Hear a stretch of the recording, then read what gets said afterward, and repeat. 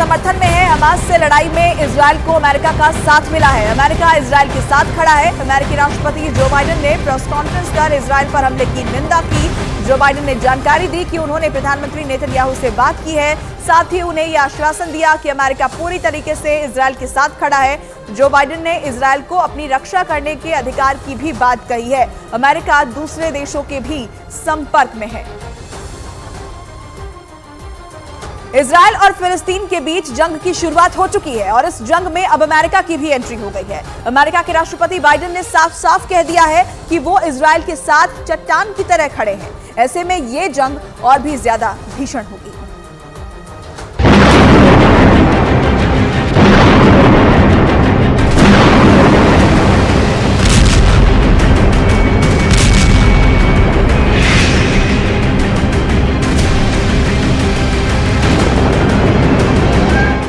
पहला हमला, दूसरा हमला, तीसरा हमला, चौथा हमला, पांचवा हमला, छठा हमला, सातवां हमला, आठवां हमला, नौवां हमला।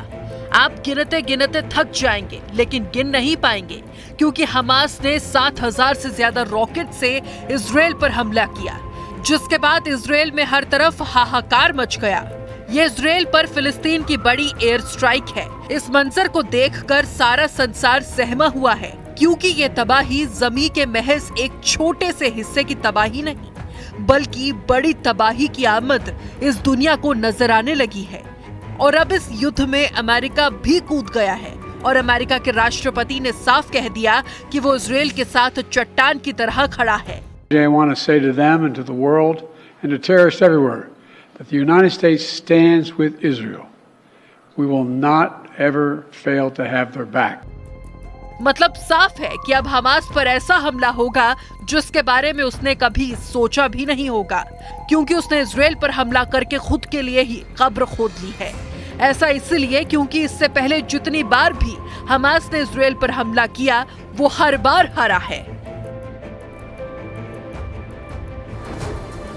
तो इस जंग में जहां इजरायल को अमेरिका का साथ मिला है, वहीं कई इस्लामिक देश हमास के समर्थन में भी खड़े नजर आ रहे हैं और ये युद्ध और भी ज्यादा भीषण होता हुआ दिखाई दे रहा है। फिलहाल ये 5 तस्वीरें हम आपको दिखा रहे हैं। क्या ये एक और महायुद्ध की शुरुआत है?